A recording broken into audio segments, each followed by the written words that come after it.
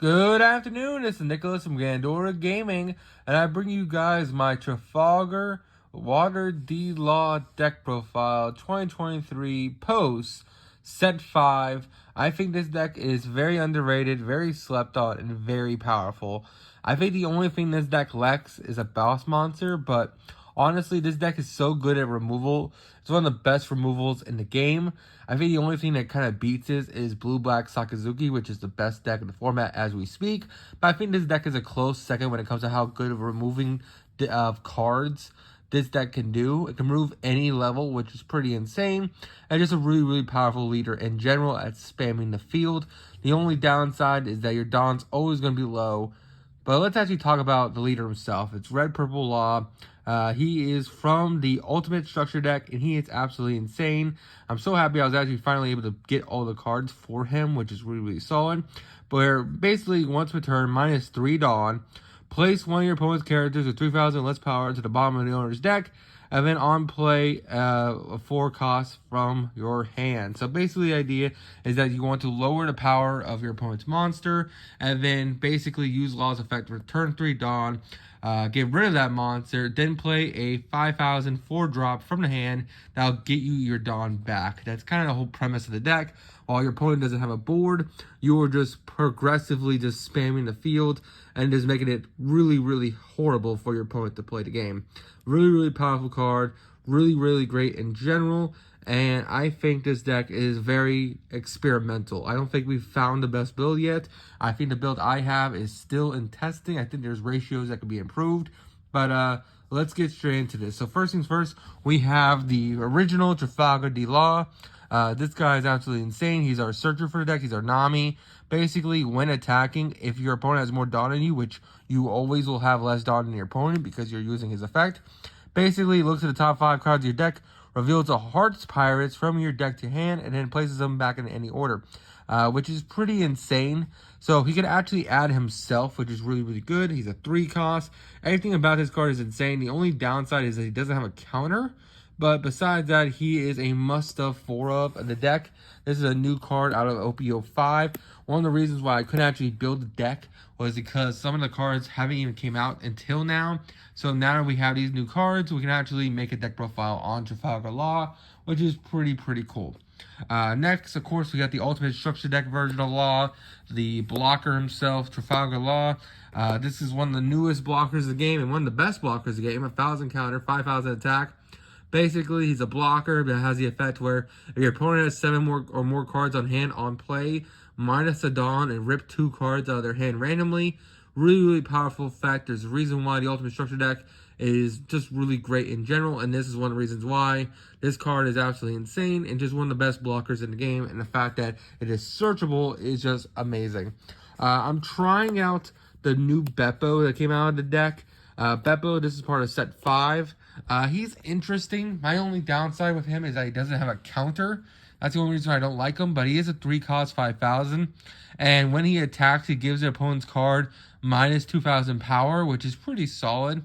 So basically, because he's lowering its power, he can help you clear monsters, which is really, really good. So he can like swing into something, lower it by 2,000 power, and it makes it much easier to kill. And if you didn't kill it by that way, you can always just use Law's ability to get rid of it your own way, which is just really, really good in general. So I think he's underrated. I think the only reason why people are sleeping on him is that he doesn't have a counter, and his deck doesn't play that many 2Ks, so we don't want to play too many cards with no counter. So I think that's the reason why people are sleeping on this Beppo. We also have the other Beppo from the Structure deck. This Beppo is insane. This card is a Dawn Magnet. Basically, on play or when attacking, if your opponent has more Dawn than you, you just add a Dawn from your deck to hand. So he's just giving you Dawn every turn, which is really, really solid.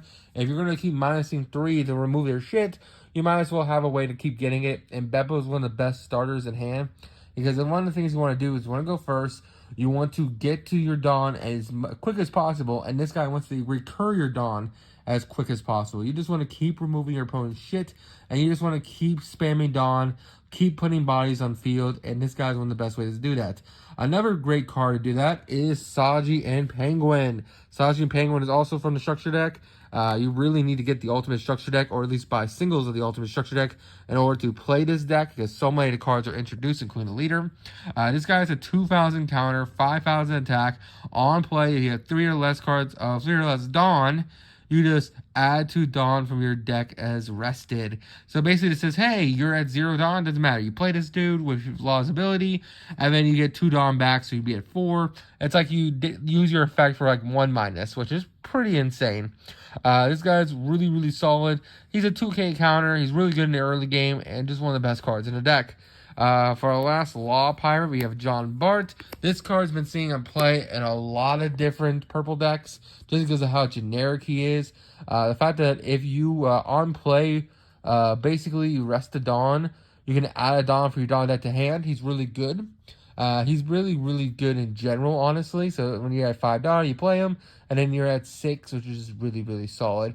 I think he's the weakest of the Law Pirates in general, just because you do need to get to 6, which this deck does have trouble getting to the higher levels of Dawn, which I know 6 isn't much, but sometimes it just kind of is, so it'll be like that. John Bart is just a really good card, and just a great card in general.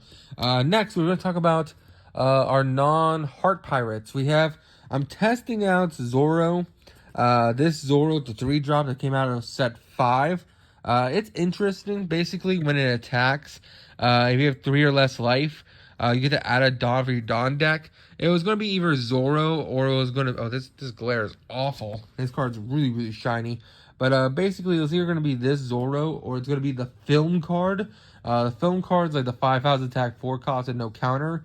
I forgot what her name is. But I just felt like this deck doesn't really play that much counter. He is a counter, so I felt like this card is just better. It's 1 less cost, but it's also only 4,000. So this card could be taken out for something better, honestly. I'm still testing it. Sometimes I like it, sometimes I don't, and I don't know. This is one of the experimental parts. I've seen some builds have this card, and some builds don't play it at all. So I just wanted to test it out and see if it's any good. I've seen every build play Roronoa Zoro, though. This Zoro is always going to be a staple, and like, if you're playing a red deck, this Zoro is just insane.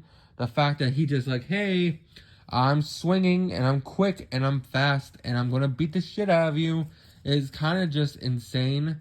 It's always been an insane card. It's always going to be an insane card. And yeah, this is always going to be a must-have 4 of if you are playing a red deck. Because this card just, hey, it rushes, it pushes. The only bad thing about it is that it has no counter, but who cares? Because you can literally bounce back a card with this guy, and then rush your opponent with Roronoa Zoro using Law's effect, which is just absolutely insane. So I think this guy is a must-have 4 of in the deck.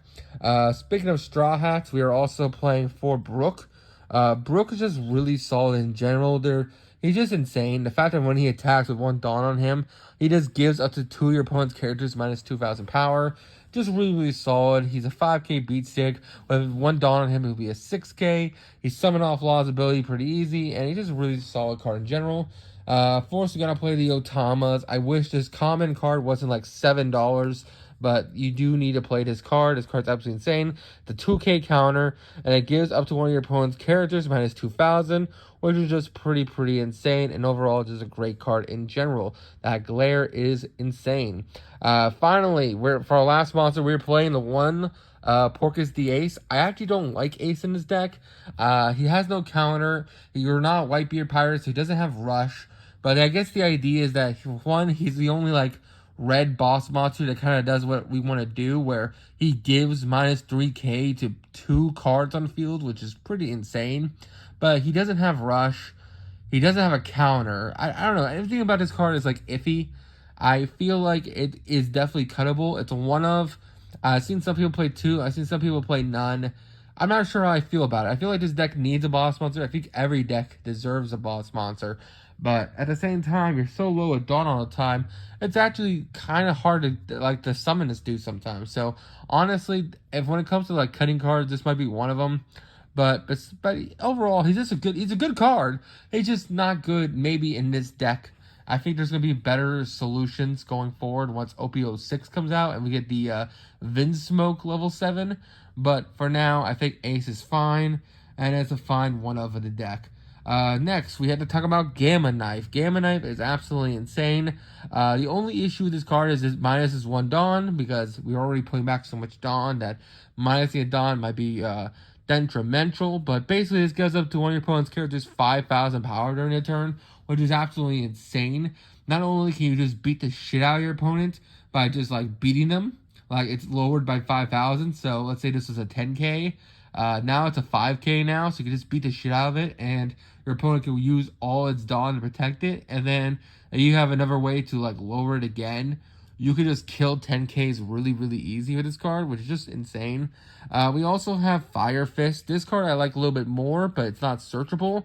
It gives only minus 4,000 to an opponent's character, but basically it KOs a character if you have 2 or less life, and it doesn't return a Dawn.